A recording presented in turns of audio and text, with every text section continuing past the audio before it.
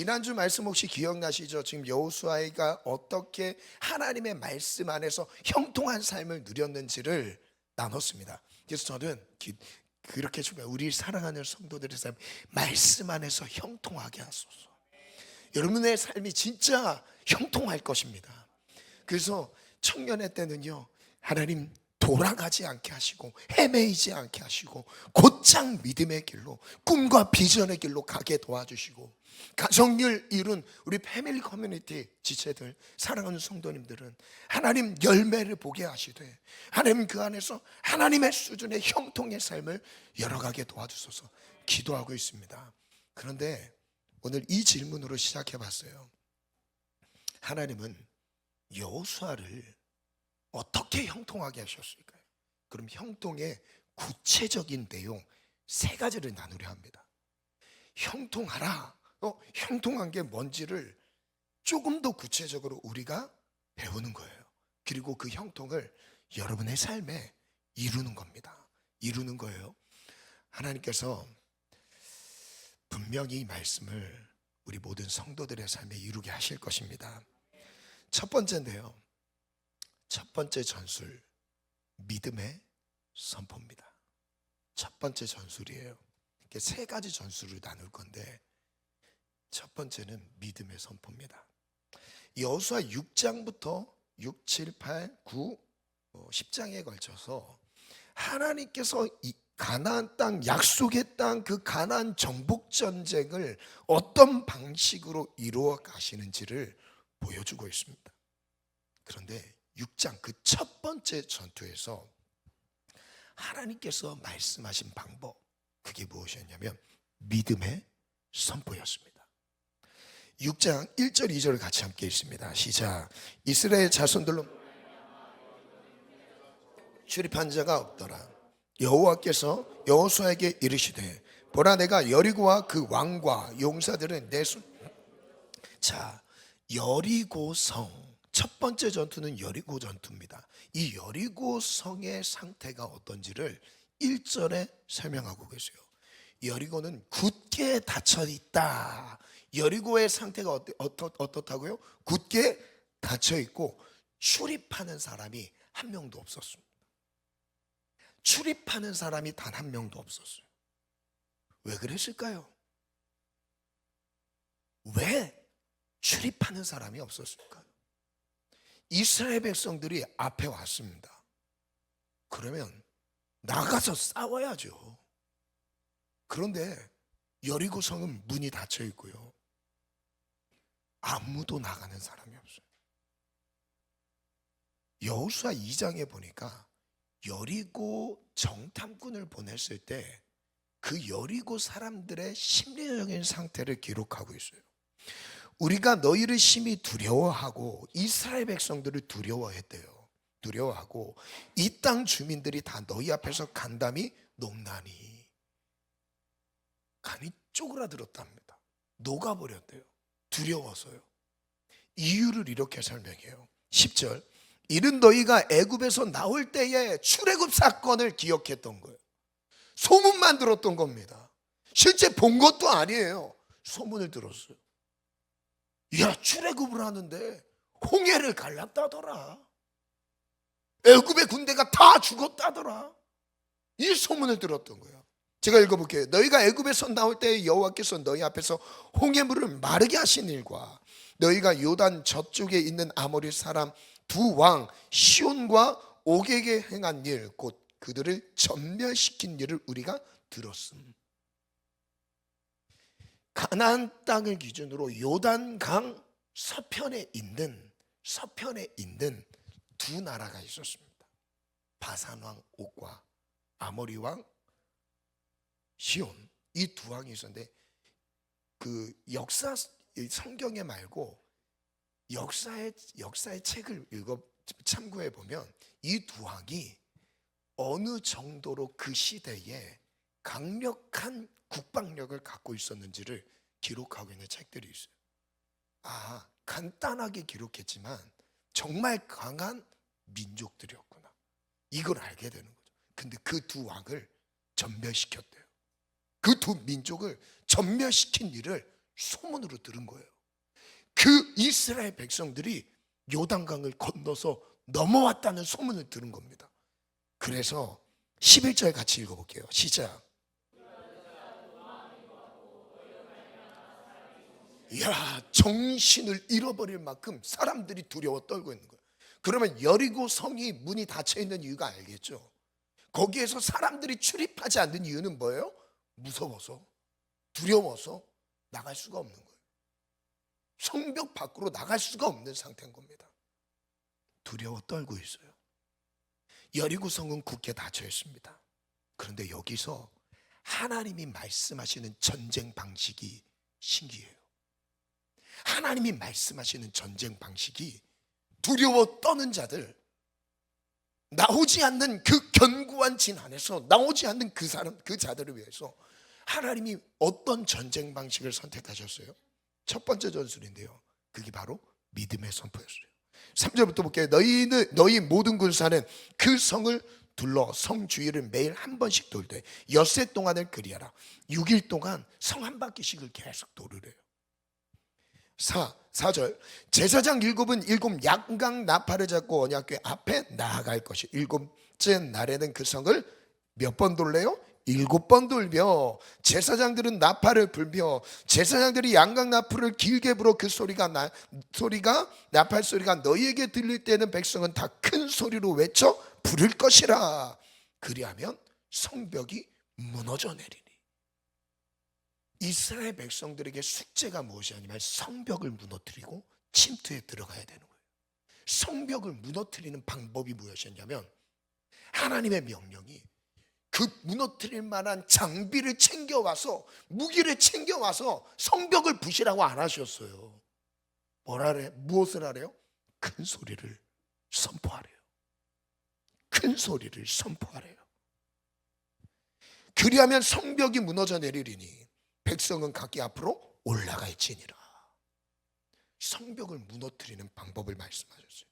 그러니까 하나님의 명령을 정리해보면 이렇습니다. 첫 번째, 시작. 6일 동안 성을 둘러 성 주위를 매일 한 번씩 돌아라. 두 번째, 세 번째, 생각해 보세요. 이성적으로 판단해 보세요. 이런다고 성벽이 무너집니까? 이성적으로 판단해 볼 때, 내 경험으로 봤을 때 큰 소리로 고함을 친다고 벽도 흔들리지도 않습니다. 흔들리지도 않아요. 그런데 하나님이 말씀하신 방법이 이해가 됩니까? 안 돼요. 이해가 돼서 따라가는 게 아닙니다.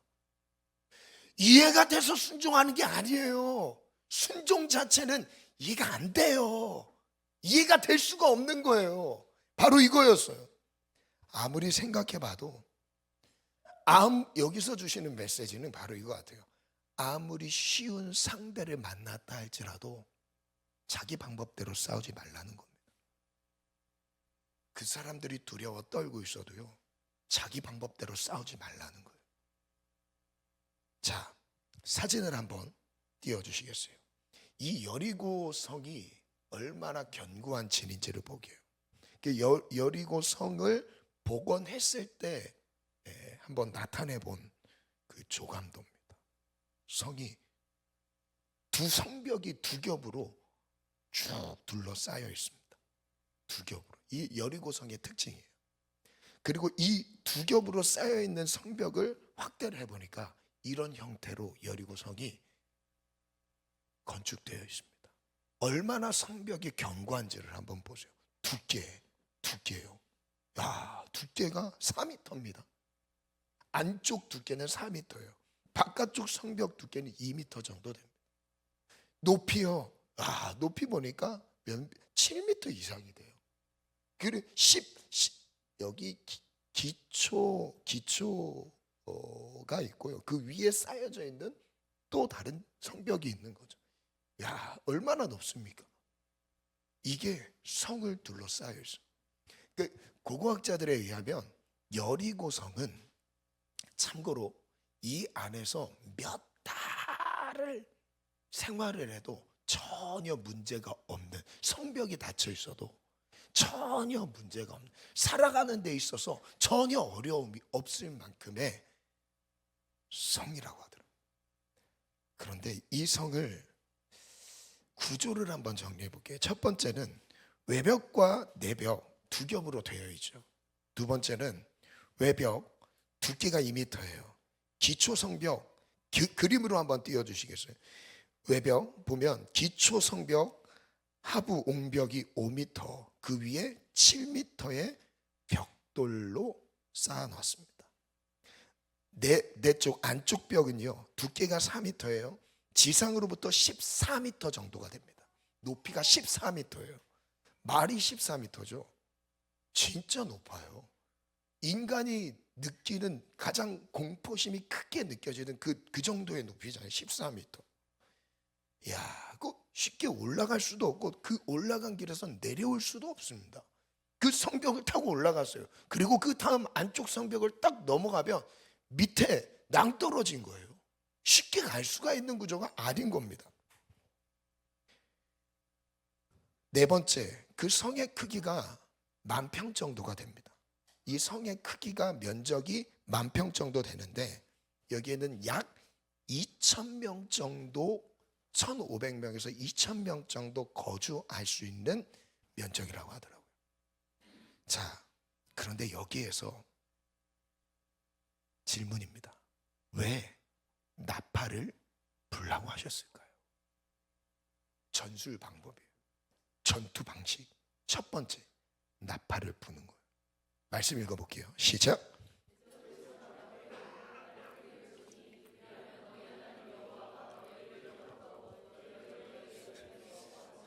하나님이 민수기에서 그들이 이스라엘 백성들이 광야를 지나서 이제 약속의 땅에 가서 전쟁을 피할 수 없을 텐데 그 전쟁 방식 중에서 진짜 중요한 그 첫 번째가 무엇이냐면 나팔이에요. 나팔 신호. 나팔이 불 때 기억하라는 거예요. 하나님이 너와 함께 하신다. 그 나팔 소리를 부르면서 하나님이 우리와 함께 하신다는 것을 기억하라는 겁니다. 그래서 그 대적들을 하나님이 무찔러 주신대요. 이 말씀을 첫 번째 이루시는 시간입니다. 그런데 여기에서 이스라엘 백성들의 인구를, 그럼 전투력을 생각해 봤을 때 우리가 이렇게 오해할 수 있습니다. 여리고는 강한 민족이다. 물론 강할 수 있죠. 거인족 안악자손들이 살았던 지역이니까. 그런데 이스라엘 백성들의 군대의 수가 몇 명인지 여러분 비교해 보면 여리고는 쉽게 정복할 수 있는 성인 거예요. 한번 볼게요. 민수기 26장 2절 말씀 시작. 이스라엘 중에 20세 이상으로 능히 전쟁에 나갈 모든 자를 계수하라고 했는데 그 계수 안에 들어가는 사람이 20살 이상 남자 중에서만 계수를 했어요. 참전 용사들, 군대에 나가서 징집 대상자들입니다. 군대에 가서 적들과 싸울 수 있는 사람만 카운트된 거예요. 몇 명이에요? 51절에 이스라엘 자손에 계수된 자가 60만 1730명. 그럼 60만 명이 성을 둘러싼 거예요. 상상해 보세요. 그러니까 작은 몇 명의 병사가, 성경에 보면 모든 병력을 동원하라고 하세요. 모든 군대가 그 성을 둘러쌌습니다. 그리고 도르라고 한 거예요. 생각해봐요. 60만 명이 여리고 성을 주변을 돌고 있습니다. 그 줄이 끊어졌을까요? 그 줄이 끊어질 만큼 적은 숫자입니까? 어마어마한 숫자라니까요. 근데 전쟁 방식이 뭐예요? 으아! 저 전방에 힘찬 함성 5초간 발사 이거 할 뻔했는데 이 군대에서 많이 해봤죠. 전방에 힘찬 함성 5초간 발사 5초까지는 안 되더라고요. 으아! 아침마다 점호 때 항상 하잖아요. 군대 가면 해요. 힘찬 함성으로 막 소리치는데요. 야, 옆 사람 뒤통수에 막 머리카락도 끈적 안 하는데 하나님이 말씀하신 그 방법대로 소리를 치니까요. 여리고 성벽이 무너졌다는 거예요. 아무리 쉬운 전쟁이라 할지라도, 쉬운 전쟁 그 대상이라 할지라도 우리는 말씀대로 싸워야 되는 거예요. 말씀에 입각해서 말씀의 근거로, 말씀의 근거에 의하여 살아가야 되는 겁니다. 오늘 그걸 가르쳐 주고 있어요. 이렇게 한번 정리해 봤어요. 아무리 약한 대적을 물리치는 것도 자기 방법대로 싸우지 않겠습니다. 싸우지 않았습니다. 아무리 쉬운 일도 자기 방법대로 처리하지 않았습니다. 그 다음에 한번 같이 읽어볼까요? 시작. 매일 주의 말씀 앞에 서는 것은 온전히 하나님의 방법대로 바로 이거예요. 이거 내가 할 수 있는 일, 그 일마저도 하나님의 말씀에 의지하여 살아가는 삶, 내가 넉넉히 할 수 있는 그 일마저도 하나님의 능력을 의지하여 살아가는 삶, 이게 신앙이라고요. 진짜 어려운 일을 만났을 때 그때만 기도하는 게 아니라 내 삶 전체가, 나의 호흡까지도 모두 다 하나님께 속해 있고 하나님 안에 있다는 것을 고백하는 거예요. 그게 말씀 앞에 쓰는 겁니다. 이 신앙 고백이 필요해요. 우리가 늘 할 수 있는 일상이잖아요. 학교에서 공부하는 거 내 힘으로 할 수 있잖아요. 내 일터에서 일하는 건 내 힘으로 해왔잖아요. 굳이 하나님을 의지하지 않고 기도하지 않아도 사라졌잖아요. 그게 재앙이라고요. 하나님의 도움 없이 일이 된다는 그 자체가 재앙입니다. 내가 하나님을 의지하지 않았는데도 일이 풀렸다? 형통이 아닙니다. 절대 형통이 아니에요. 하나님은요, 말씀과 함께 가길 원하세요. 그래서 믿음으로 선포하는 방법을 이렇게 안내해 주십니다. 말씀 같이 선포합시다. 시작.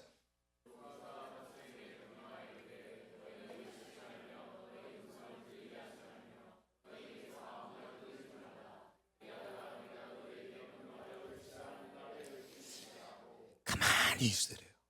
가만히 있는 건 아니죠. 돌면서 아무 말도 하지 말라. 너의 소리가 들리게도 하지 말라. 입에서 아무 말도 하지 말라. 그런 다음에 주님이 딱 사인을 주실 때 말하는 거예요. 주님의 그 타이밍에 선포하는 거예요. 이게 믿음의 선포하는 방식입니다. 그래서 저는 믿음의 선포 방법은 첫 번째는 침묵입니다. 무슨 침묵이냐면 내 말을 없애는 거예요. 내 생각을 없애는 거예요. 그 두 번째는 주님의 사인과 함께 선포하는 거예요. 무슨 뜻이냐면 침묵할 줄 아는 자가 선포할 줄 압니다. 내 말을 멈출 줄 알 때 선포할 수 있는 거예요. 내 말을 하고 있는 사람은 믿음의 선포를 할 수 없습니다. 내 생각을 말하면 믿음의 선포를 할 수 없다고요. 여러분, 우리 안에 첫 번째 전쟁 방식, 전술은 무엇이냐면 믿음의 선포가 나가야 돼요. 내 입술에서 하나님이 하실 일이 나가야 된다고요. 하나님이 내 삶 가운데서 길이 여시고 나를 도우실 것이고 내 삶 가운데 역사하실 하나님을 말하셔야 되는 거예요. 아벨, 큰 소리로 선포하십시오. 현실을 말하지 말고, 할 수 없다, 못한다, 안 된다 말하지 말고 하나님이 내 삶 통해서 일하실 것을 믿고 선포하십시오. 그게 첫 번째 전쟁 방식. 그래서 저는 이렇게 정리해봤어요. 침묵을 지나서 믿음을 선포하라. 침묵을 지나서 믿음을 선포하라. 적용해 볼게요. 나에게 여리고성은 무엇일까? 첫 번째, 약속의 땅의 첫 번째 전투로서 하나님의 약속으로 나아가는 관문과 같다. 시작이에요. 그래서 믿음의 시작, 그 첫 출발을, 영적 전쟁의 첫 출발은 무엇이냐면 입술을 지키고 믿음으로 선포하는 겁니다. 이게 첫 번째예요. 두 번째, 하나님의 약속을 가로막고 있는 견고한 짐입니다. 견고한 짐. 여리고 성 자체가 의미하는, 상징하는 게 견고한 진이거든요. 무너지지 않아요. 난공불락의 성입니다. 세 번째, 이 대적들의 상태를 보게요. 항복하지 않고 버티고 있는 대적들이에요. 두렵지만, 나서서 싸울 용기는 없지만 숨어서 버티고 있는 거예요. 그걸 내 삶에 적용해 보니까 무엇과 같아요? 네 번째, 상처와 같아요. 내면에 상처와 아픈 것 같다고요. 견고한 진으로 딱 쳐서 두려워서 숨어 있어요. 근데 그걸 뭘로 보실 수 있냐고요? 믿음의 선포. 믿음의 선포. 두 번째인데요, 두 번째 전술, 지혜입니다. 여리고 전투의 시작을 보면 하나님의 말씀에서 시작됐어요. 여호와께서 여호수아에게 이르시되 라고 시작했습니다. 내 손에 붙였다 어떻게 싸워라 라고 말씀하시죠. 그런데 아이성 전투의 시작을 보니까 하나님의 말씀이 아니었어요. 무엇이었어요? 정탐꾼의 말이었습니다. 6장 2절 같이 읽겠습니다. 시작.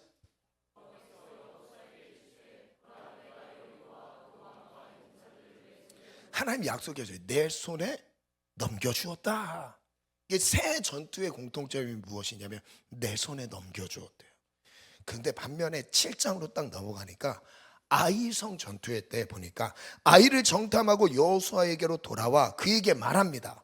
백성을 다 올라가게 하지 말고 2-3천 명만 올라가서 아이를 치게 하소서. 여리고보다 훨씬 약해 보였던 거예요. 거기 주민도 그만큼 많이 살지 않고 있었던 겁니다. 그러면 2-3천 명만 해도 넉넉히 이길 정도면 60만 군대가 움직이긴 불편하지 않습니까? 이게 이해가 돼요. 이 말 참 이해가 됩니다.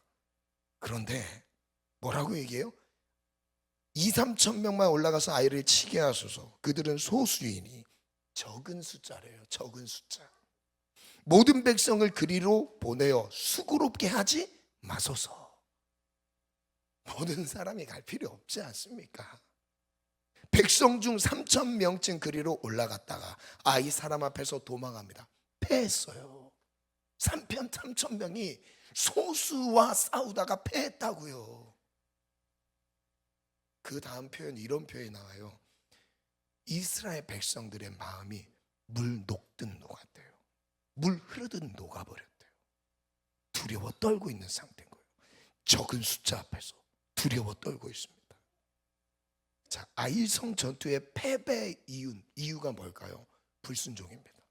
불순종. 근데 이 불순종을 두 가지로 이해하셔야 돼요.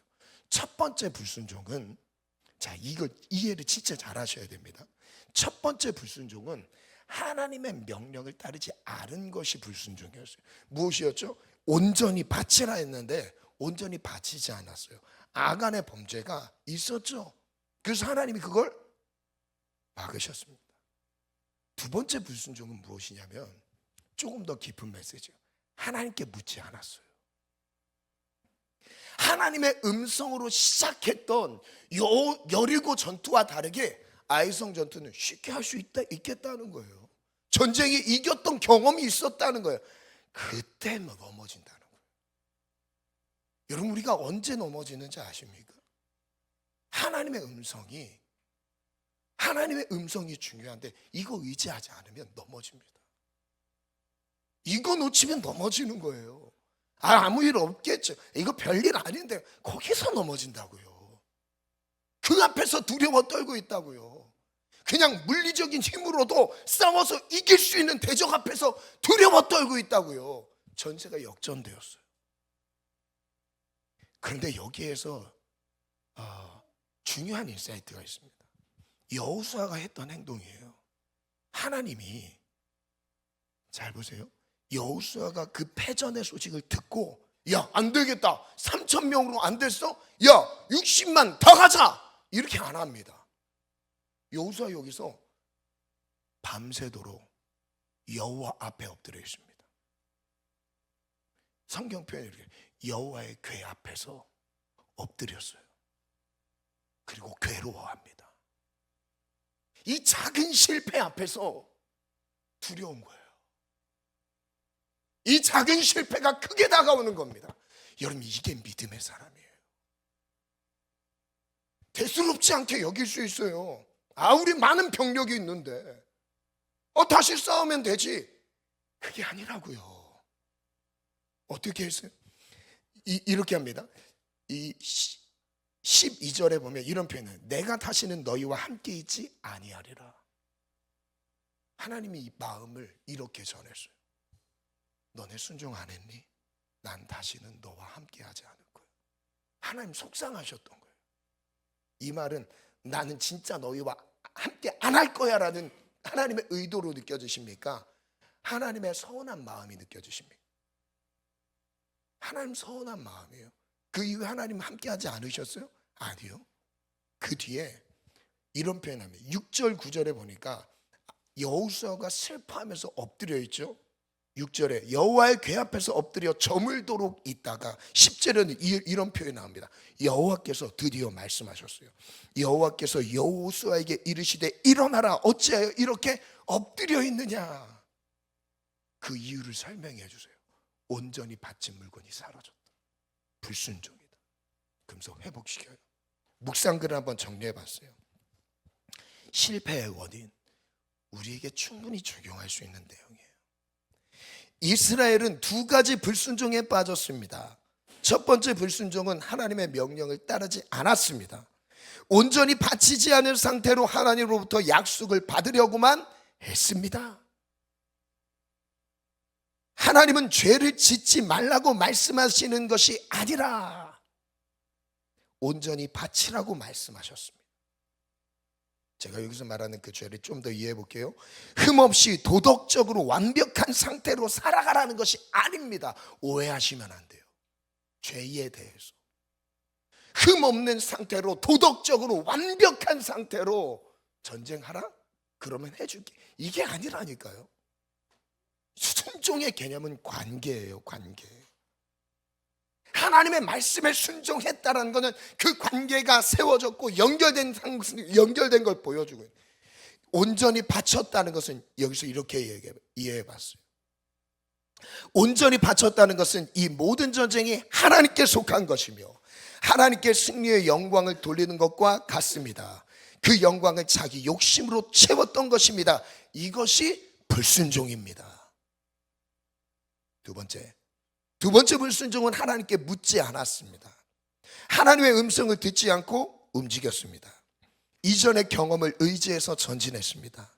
하지만 여리고 성보다 더 작은 아이성에게 당하고 말았습니다. 하나님께 묻지 않았고 하나님의 음성을 기다리지 않았습니다. 하나님의 음성이 없는 상태로 움직이는 것이 바로 불순종입니다. 주의 음성에서부터 전쟁을 시작하십시오. 그렇게 약속의 땅으로 나아가십시오. 주의 음성, 출발 신호, 방법, 전술 방법, 싸우는 방식들 하나님으로부터 와야 되는 거예요. 대적이 약해서 이길 수 있는 게 아니라 하나님부터 오는 음성이 없기 때문에 지는 겁니다. 그런데 제가 지금 교회에 이전을 놓고도 이 부분이 적용하고 있는데 저도 답답해요. 이제 옮길 때가 된 것 같은데 하나님이 딱 특별한 말씀을 안 주시는 거예요. 하나님이 특별한 감동을 안 주시는 거예요. 이거다 가라 사인을 주셔야 되는데 저도 답답한 겁니다. 근데 계속 두드리고는 있죠. 근데 제 안에 분명한 사인이 필요해요. 하나님의 음성이 필요해요. 왜냐하면 그게 없으면 두렵습니다. 근데 그것만 있으면 아무것도 준비가 되지 않았어도 담대해져요. 저는 그걸 알아요. 그래서 주의 음성을 기다리고 있어요. 여러분의 삶에 계획하고 준비하고 시도하고 여러분의 새로운 길을 열고 이거요 할 수 있을 것 같아서 도전하는 순간 넘어집니다. 하나님의 음성을 따라가셔야 돼요. 하나님의 음성의 인도함을 받으셔야 됩니다. 그게 바로 아이성 전투에서 말씀하시는 거예요. 그 두 번째 전술을 그래서 8장에 이어서 이렇게 말씀하세요. 시작. 여호와께서 여호수아에게 이르시되 두려워하지 말라.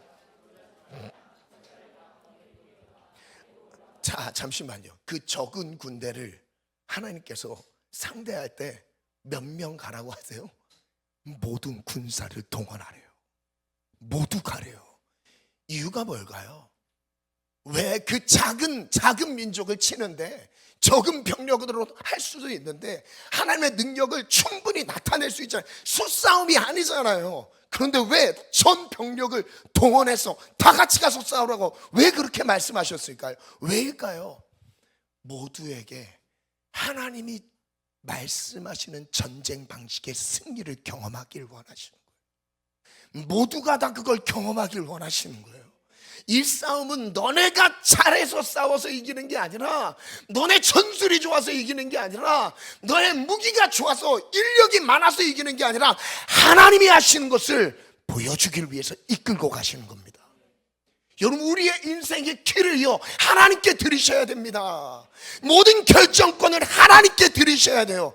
내가 잡고 하나님 도와주세요가 아닙니다. 그래서 이 대적의 특징은 그 다음 한번 또 읽어볼게요. 아이로 올라가라. 보라, 내가 아이 왕과 그 백성과 그 성읍과 그의 땅을 다 너의 손에 넘겨줬대요. 똑같은 표현입니다. 너의 손에 넘겨줬다. 너는 여리고와 그 왕에게 행한 것 같이 아이와 그 왕에게 행하되. 시작.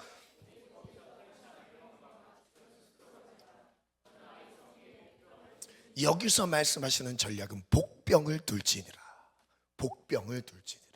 그냥 맞서 싸워도 이길 법한데 하나님은 하늘의 지혜로 그들에게 말씀하세요. 복병을 두어서 싸우는데 손쉽게 이기게 하십니다.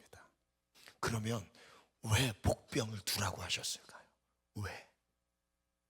소리치지 않고 그냥 복병을 두어서 적의 허점을 치게 하셨을까요? 저는 이렇게 정리받습니다. 대적의 상태가 달라요. 원수가 공격해오는 그 상태가 다르더라고요. 아이성은 기세가 등등합니다. 이전에 이겨봤거든요. 또 나와서 공격하면 또 나가서 싸울 준비가 되어 있거든요. 자, 그래서 하나님이 지혜롭게 싸우게 하셨던 거예요. 맞서 싸우고자 하는 세력에 대해서는 지혜롭게 싸우게 하셨어요. 두 번째 적용인데요, 나에게 아이성은 뭔가? 라는 질문이에요. 첫 번째, 하나님의 약속의 끝까지 대항하여 반격하는 대적 세력이에요. 수비적으로 있는데 건드리면 막 죽일 듯이 달려드는 이 대적 세력이죠. 반격하고 있는. 두 번째, 내면에서 주도권을 포기하지 않으려는 육신의 정욕과 같다. 가만히 있는 것 같다고 딱 건드리면 확 올라와서 나를 막 집어삼킬 듯이 공격해오는 육신의 정욕. 이게 우리 내면에서 일어나고 있다니까요. 이 아이성 전투가 우리 내면에서 일어나고 있어요. 그런데 세 번째는 순종으로 무장된 지혜로 싸워 이기라는 거예요.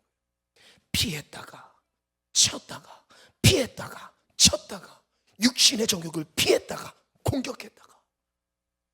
웃으라고 한 건데 너무 진지하게 받고 계십니다. 육신의 정욕이 막 옵니다. 피했다가 역공을 하고 피했다가 역공을 하고. 육신의 정욕과 싸우는 지혜가 필요해요. 마지막 세 번째 전술, 하늘의 능력입니다. 마지막 전술은 하나님이 더 분명하게 직접적으로 어떻게 그들의 전투에 개입하시는지 볼 수 있어요. 10장 8절에 보니까 시작. 그때 여호와께서 여호수아에게 이르시되 그들을 두려워하지 말라. 내가 그들을 내 손에 똑같이 표현하면 내 손에 넘겨주었으니 그들 중 한 사람도, 단 한 사람도 너를 당하지 못할 것이다. 우와. 근데 이 상황은 시간이 없어서 간단하게 설명드리면 아모리족 속의 5 왕들이 연합을 해서 공격해 온 거예요. 5 왕이. 이전의 전투와 다른 거예요. 다 연합군들이 지금 쳐들어오고 있는데 이전까지는 지키고 있는 자들을 침투해서 공격했다라면 지금의 상황은 공격해 오고 있어요. 지금의 상황은 지금까지 경험해 보지 못했던 싸움인 거예요. 내가 먼저 가서 쳤었는데 지금은 뭐예요? 당하고 있는 상황인 거예요. 공격을 당하고 있는 상황. 세 번째 전술, 이때 하나님이 어떻게 함께 하세요? 하늘의 능력으로 함께 하십니다. 10절 시작. 여호와께서 그들을 이스라엘 앞에서 패하게 하심으로 여호수아가 그들을 기브온에서 크게 살육하고 베토론에 올라가는 비탈에서 추격하여 아세가 멕게다까지 이르리니라. 그들이 이스라엘 앞에서 도망하여 베토론의 비탈에서 내려갈 때에 여호와께서 하늘에서 큰 우박덩이를 아세가에 이르기까지 내리심에 그들이 죽었으니. 이 표현 시작. 하나님이 너희들은 연합했니? 나는 너와 연합하게. 연합의 수준의 차이를 보여주십니다. 이야, 죽지 않고 달려드는 그 연합군 앞에서, 이야, 그러냐? 나는 하늘의 능력으로 너와 함께 할게. 그러니까 사탄의 공격이 강하면 강할수록요, 하나님의 도우심은요 더 크게 나타나게 되어 있어요. 여러분 두려워하지 마십시오. 여러분의 가정과 일터 두려워하지 마십시오. 하나님이 이렇게 지키실 것입니다. 이렇게 도우실 것입니다. 아멘. 이것뿐만 아니에요. 심지어 우박에 죽은 사람이 더 많았대요. 이스라엘 칼로 죽은 사람. 여호와께서 그들을 패하게 하셨다니. 여호와께서 싸우셨던 전쟁입니다. 심지어 이런 일은 전무후무한 전쟁. 12절에 여호와께서 아모리 사람을 이스라엘 자손들에게 넘겨주시던 날에 여호수아가 여호와께 아뢰요. 여호수아가 하나님께 기도하는 장면에 아뢰입니다. 뭘 기도할까요? 이스라엘의 목전에서 이르되 태양아 너는 기브온 위에 머무르라. 달아 너도 아얄론 골짜기에서 그리할지니라. 아멘. 읽어볼까요? 시작. 태양이 머물고 달이 멈추기를 백성이 그 대적에게 원수를 갚기까지, 원수를 갚을 때까지 중천에 떠올랐던 태양이 떨어지지 않았습니다. 기적이 일어났어요. 태양이 움직이지 않았어요. 시간에 따라 해가 저물어야 되는데 원수를 다 멸할 때까지 하나님이 그들과 연합하고 계세요. 야살의 책에 태양이 중천에 머물러서 거의 종일토록 속히 내려가지 아니하였다고 기록되지 아니하였느냐. 14절 시작. 후회도 없었나니 이는 여호와께서 이스라엘을 위하여 싸우셨습니다. 그분이 나의 아버지입니다. 그분이 나의 하나님이에요. 그분이 나를 지으신 분이에요. 이게 역사책으로 덮어놓을 문제가 아니라 그분이 그렇게 지금 나를 도우실 수 있다고요. 그분이 지금 나와 그렇게 함께 하신다고요. 아멘. 그 어떤 강한 대적이 나를 공격해 온다 할지라도, 연합 세력이라 할지라도, 나를 죽이기 위해 달려든다 할지라도요, 하나님이 하늘의 능력으로 우박을 떨어뜨려서 죽이시고 태양을 멈추어서요 그들을 멸절시키도록 하나님이 도우셔. 여호와께서 패하게 하셨나니, 여호와께서 그들과 함께 하셨나니, 여호와께서 그들을 위하여 싸우셨느니라. 아멘. 여러분, 이 은혜가요 오늘 우리에게 주어졌어요. 연합군 적용을 해봤어요. 마지막 세 번째 적용인데, 나에게 아모리 족속의 연합군은 무엇인가? 첫 번째, 하나님의 약속에 도전해오는 악하고 강력한 세력, 사악하고 강력한 세력입니다. 분명히 우리 인생에 이런 위기가 올 때가 있습니다. 올 때가 있어요. 두 번째, 위협적으로 공격해온다. 이전의 적들과 다른 수준의 공격으로 나를 압박해오는 그런 상황. 세 번째, 하나님이 하늘의 능력으로 함께 하심을 나타낼 기회라는 거예요. 하나님이 나와 함께 하시는 게 하늘의 능력, 초자연적인 능력으로도 함께 하신 것을 나타낼 수 있다는 거예요. 위기가 크면 클수록요. 그리고 이 마지막 네 번째는요, 그럼 이 아모리 연합군이 뭐냐? 사탄의 잔인하고 사악한 공격을 의미합니다. 사단의 공격을 의미해요.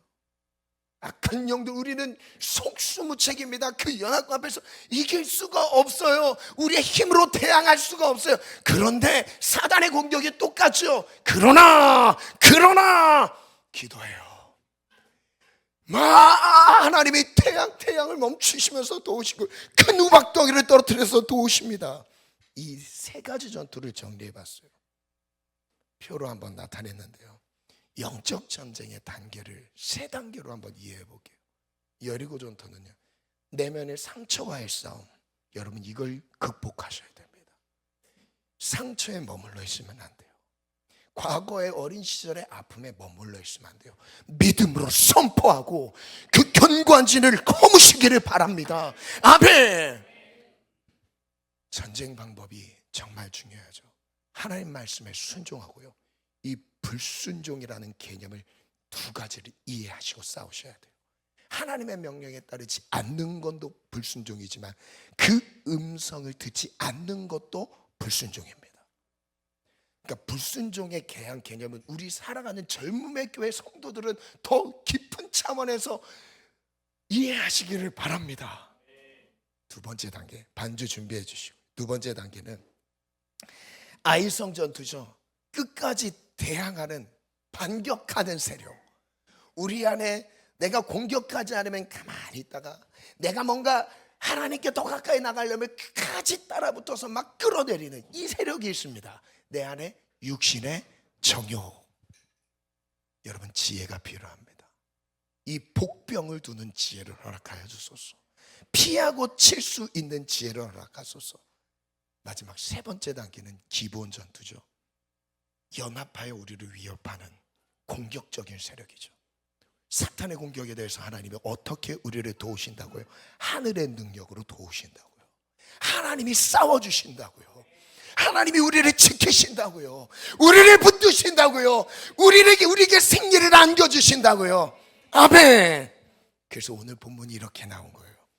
여호수아 21장 시작.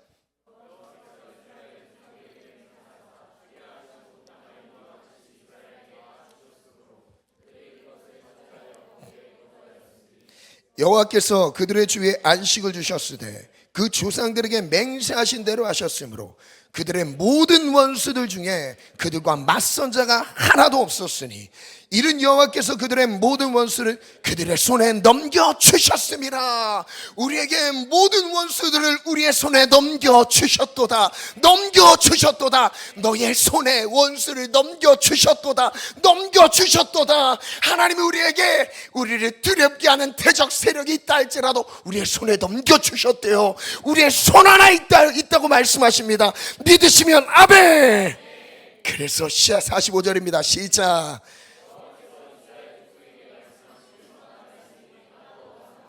다 응하였더라. 하나도 남김없이 다 이루어졌더라. 저는 이 고민이 있었어요. 그럼 이 약속의 땅을 차지해서 얻은 게 무엇이었을까? 그래서 이 말씀 안에서 답을 찾았습니다. 제가 정말 좋아하는 말씀인데요.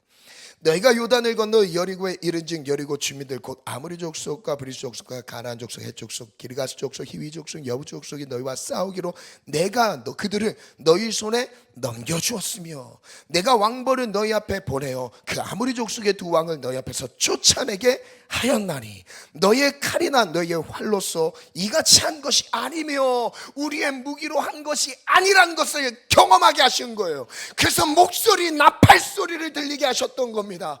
그리고 복병을 두게 하셨던 거예요. 그리고 하늘의 우박을 준비하셨던 거예요. 아멘. 그 다음 13절 마지막에 있습니다 시작.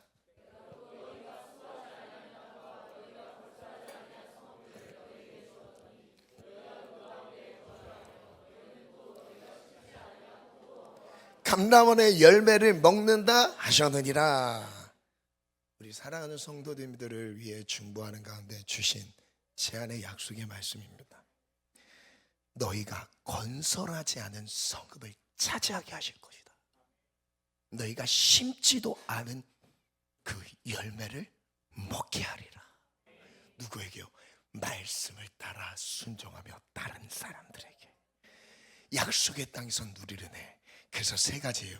하나님이 나의 손에 넘겨주신 게 무엇이냐? 여러분 무엇을 넘겨받으셔야 돼요? 1번 모든 원수를 넘겨주셨어요. 원수를 멸하시길 바랍니다. 상처를 주께서 정복하게 하셨어요. 육신의 정욕도 정복하게 하셨어요. 그리고 사단의 모든 공격도 정복하게 하셨어요. 이기게 하셨습니다. 그리고 심지어 무엇을 주세요? 건설하지 아니한 성읍을 차지하게 하시리라. 설교 빨리 끝내라고 계속 종을 치는데 심지 않은 열매를 먹게 하리라. 아멘. 끝났습니다. 우리 사랑하는 성도님들, 오늘 이 한 문장을 기억하면서 기도했으면 좋겠습니다. 너의 손에 넘겨주셨다. 우리 찬양함으로 나아갈까요? 힘차게 박수치면서 찬양하겠습니다.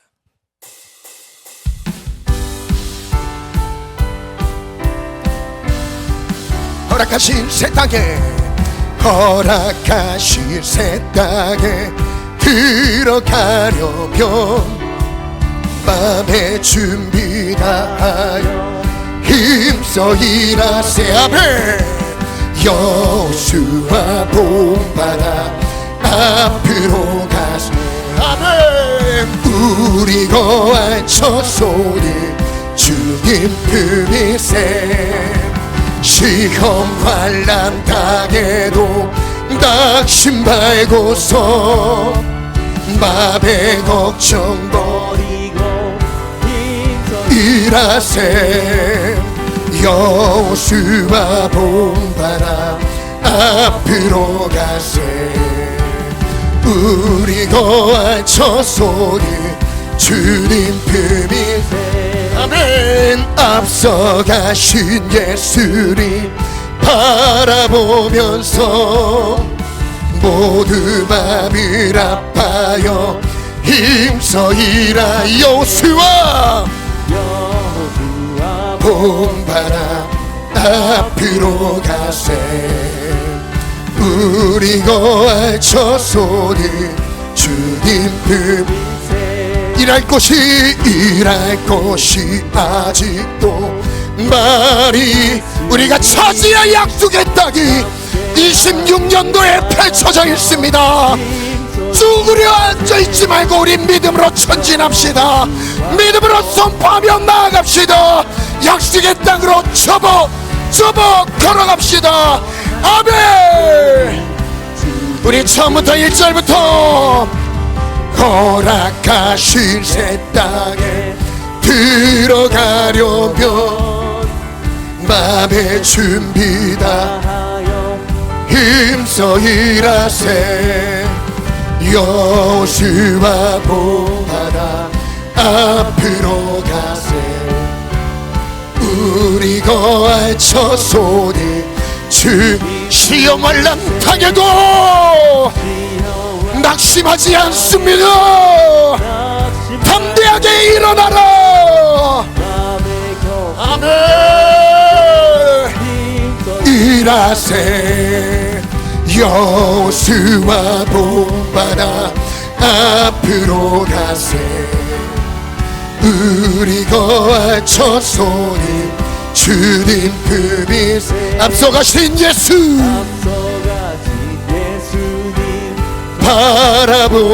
바라보면서 모두 맘을 아파요 힘써 일하세. 아멘. 여호수아 본받아 앞으로 가세.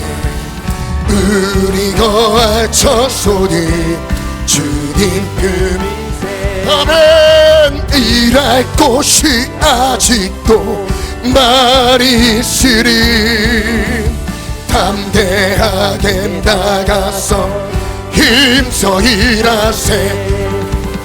여호수아 본받아 진격 앞으로 우리 약속의 땅을 향해서 전진합시다. 여호수아 본받아 여호수아 앞으로 가세. 우리 거할 첫 소리 여호수아 본받아 여호수아 본받아 앞으로 가세. 우리 거할 첫 소리 주님 품이세. 여러분 오늘 우리에게 약속을 주신 것입니다. 두 번째 찬양 준비해 주시고 여러분 약속을 신뢰하십시오. 이것은 하나님이 나에게 주신 말씀이에요. 목사의 얘기가 아닙니다. 여러분 가정을 복되게 하시고요 자녀들의 미래를 복되게 하시고요 하나님 여러분의 삶과 일터와 꿈과 비전이 약속의 땅을 차지하듯이 하나님 그것을 차지하는 자가 되게 하여 주옵소서. 그런데 영적 전쟁을 피할 수가 없습니다. 영적 전쟁을 치러야 돼요. 큰 소리로 선포하셔야 되고요, 믿음으로 선포하셔야 되고요, 지혜롭게 이기셔야 됩니다. 그리고 하나님의 능력을 맛보게 하실 거예요. 여러분, 어떤 종류의 대적이 우리 앞에 있다 할지라도 상처입니까? 육신의 정욕입니까? 사단의 공격입니까? 주님은 모든 것을 이기게 하십니다. 모든 것을 이기게 하십니다. 주의 진리 위에 십자가 군기.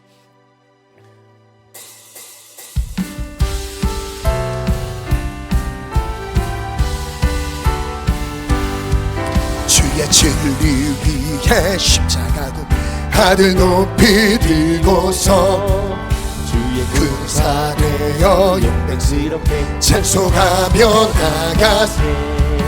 나가세 주 예수만을 위하여 무슨 가지도 바치고 싸움터로 나 원수들이 비록 강하지라도 주의 근기 붙잡고 주의 진리 위에 용기하여 분발하여 싸우세 나가세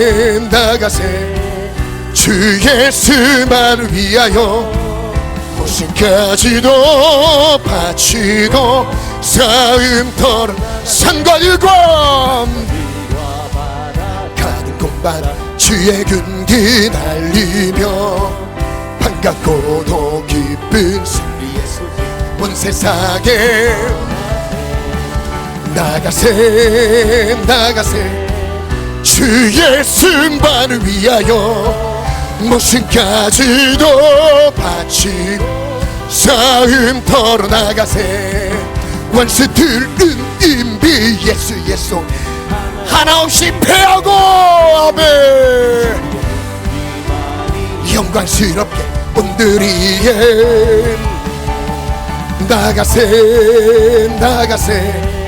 주 예수만을 위하여 무슨 가지도 바치고 싸움 나가세 믿음으로 전진합시다. 말씀을 의지하여 전진합시다. 아멘. 싸움 나가세 주 예수만을 위하여 무슨 가지도 바치 우리 마지막 원수들은 이미 예수 하나 없이 패하고 주의 근기만이 오늘이에 나가세 주 예수만을 위하여 무슨 가지도 바치고 목숨까지도 바치고 싸움 목숨까지도 더 바치고 싸움터로 나가세. 기도 제목 바로 띄워주시고요, 이 시간 믿음으로 함께 선포합시다. 내 손에 넘겨 주었도다. 내 손에 넘겨 주었도다. 우리 믿음으로 선포합시다. 내 손에 넘겨 주리라. 약속의 땅을 나의 손에 넘겨주소서. 모든 원수는 나의 손에 넘겨주소서. 내 손으로 건설하지 않은 성읍을 주신다고 약속하셨습니다. 나의 손으로 심지 않은 열매를 먹게 하신다고 약속하십니다. 약속의 땅에 풍성한 열매를 믿음으로 누리게 하소서. 아멘. 이 바탕 안에서 첫 번째 기도 제목 시작. 첫 번째 전술 믿음의 선포를 기억하겠습니다. 내면의 상처와 아픔에 매여서 하나님의 약속의 땅으로 나아가지 못하게 하는 견고한 지는 예수님 이름으로 무너지지어다. 상처에 머물러 있지 않겠습니다. 좌절과 절망의 영은 떠나갈지어다. 할 수 없다, 못한다, 안 된다는 부정적인 언어는 멈추겠습니다. 내 입술에 믿음의 선포로 승리하리라. 아멘. 여러분, 내 말을 죽이고 침묵하고 하나님이 주시는 타이밍에 하나님의 뜻을 선포하는 은혜가 우리 모든 성도들에게 있을 첫 번째 전투 비결의 첫 번째 전술입니다. 하나님, 내 안에 입술의 선포, 믿음의 선포가 회복되게 도와주옵소서. 믿음의 선포가 회복되기를 원합니다. 우리 다 같이 주님 찾고 기도합니다. 주여, 주여, 주여.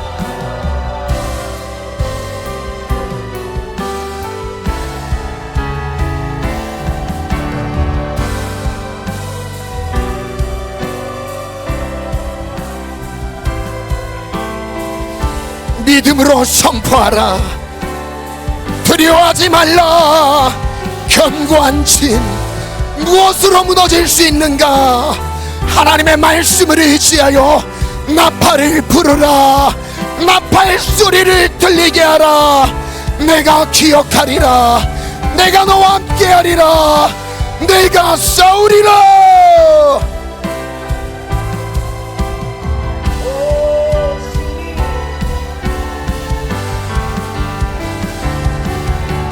사랑하는 모든 성도여, 믿음의 선포를 회복하라.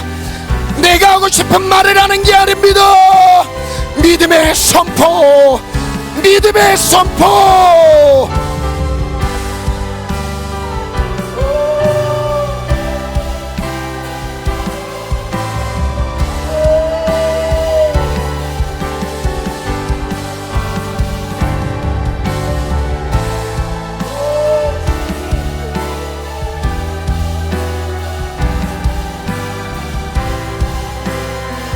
첫 번째 전술, 믿음의 선포. 상처에 매이지 말라. 과거에 매이지 말라. 주여, 좌절과 절망의 영은 떠나가라. 주님도 오소서. 할 수 없다, 못한다, 안된다, 부정의 언어는 떠나갈지어다.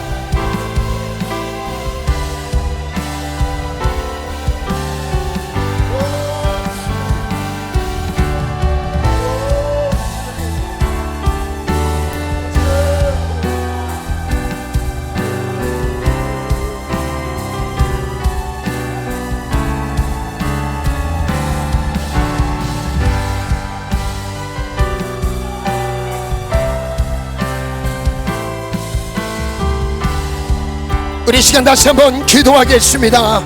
두 번째 전술과 세 번째 전술 같이 선포합시다. 두 번째 전술, 순종으로 무장된 지혜를 의지하여 나아갑니다. 이전의 경험을 의지하지 않겠습니다. 하나님의 음성을 사모하며 그 음성에 반응하여 따라가겠습니다. 나에게 말씀하여 주소서. 육신의 정욕을 정복하고 다스리 지혜를 허락하소서. 육신의 정욕을 피해야 할 때, 싸워야 할 때를 분별하여 온전한 승리를 누리게 하소서. 세 번째 전술, 하늘의 능력으로 사탄의 모든 공격을 멸합니다. 사탄이 아무리 강한 힘으로 나를 위협하여도 하나님은 나와 함께 하셔서 승리를 주십니다. 이미 사탄을 내 손에 넘겨주셨습니다. 하늘의 능력으로 함께 하시며 나의 목소리를 들으시고 응답하시는 하나님만 의지하여 나아갑니다. 아베! 기본에서 있었던 연합군과의 전투를 기억합시다. 태양이 중천에 머물러 있었던 그 기적, 하늘에 큰 우박을 내리셔서 원수들을 멸하셨던 기적, 사단의 모든 공격을 주께서 잠재우시는 하나님의 도우심이 오늘 여러분들의 가정 가운데, 여러분의 일터 가운데 하나님 허락하십니다. 여러분, 우리 기도합시다. 여호수아처럼 하나님 기도합니다. 선포합니다. 하나님 나아갑니다. 믿음으로 나아갑니다. 하나님 우리를 불쌍히 여기시고 우리를 주의 말씀으로 무장시켜 주옵소서. 전투 방법은 다른 게 아닙니다. 좋은 아이디어가 아니에요. 말씀 순종이에요. 말씀 순종, 말씀 순종입니다. 하나님의 음성을 듣는 거예요. 하나님의 음성에 귀 기울이는 거예요. 하나님께 계속 여쭙는 거예요. 하나님 이 길로 갑니까? 하나님 이게 맞습니까? 어디로 갑니까? 계속 여쭈는 거예요. 여쭈어야 돼요. 여쭙지 않는 그 자체가 불순종입니다. 하나님 오늘 우리가 하나님 말씀 안에서 온전한 승리를 영육간에 다 누리게 도와주시옵소서. 안수가 필요하신 분들 자유롭게 나와서 안수기도 받으시고, 전 여러분 안수하면서 승리를 선포하며 승리가 이루어지게 하시고, 이런 마지막 나눴던 말씀 기억하십시오. 하나님께서 약속하신 땅을 차지하게 하시는데 건축도 하지 않은, 니들이 건축하지 않은, 수고도 하지 않은 그 성읍을 차지하게 하실 것이고, 너희들이 심지 않은 열매를 먹게 하실 것이다. 먹게 하실 것이다. 먹게 하실 것이다. 약속의 땅의 유업의 은혜를 누리시기를 축원합니다. 믿음으로 선포하며 여러분의 미래에 26년 한 해의 삶에, 그리고 가정과 자녀들의 삶 속에, 여러분의 일터 가운데 경제적 불황 속에서 불황을 뚫고 나가는 하나님의 은혜가 있길 축원합니다. 두 손 높이 들고, 두 손 높이 들고 주님 3번 간절히 찾고 기도합니다. 주여, 주여, 주여.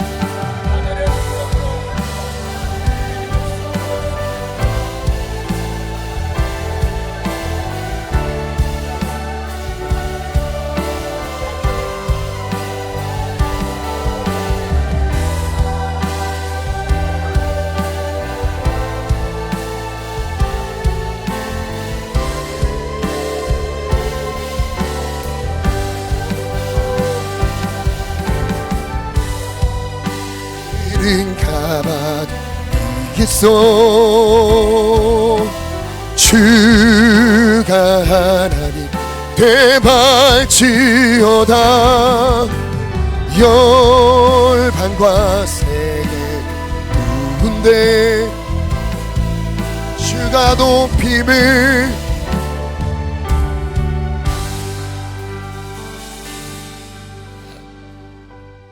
주님, 주의 말씀을 떠나면 정말 한순간도 살아갈 수 없는 연약한 인생임을 고백합니다. 하나님의 음성을 사모하지 않으면, 들으려 하지 않으면 주님 말씀하신 길도 걸어갈 수 없는 우둔한 미련한 존재임을 고백합니다. 주님, 불쌍히 여기셔서 우리에게 당면한 모든 영적 전쟁의 상황들을 거뜬히 승리로 누리게 하소서. 그리하여 약속의 땅을 정복하기 원합니다. 다 누리게 도와주세요. 건설하지 않은 성읍을 차지하게 하시고 심지 않은 포도원과 감람원의 열매를 먹게 하소서. 예수님의 이름으로 기도합니다.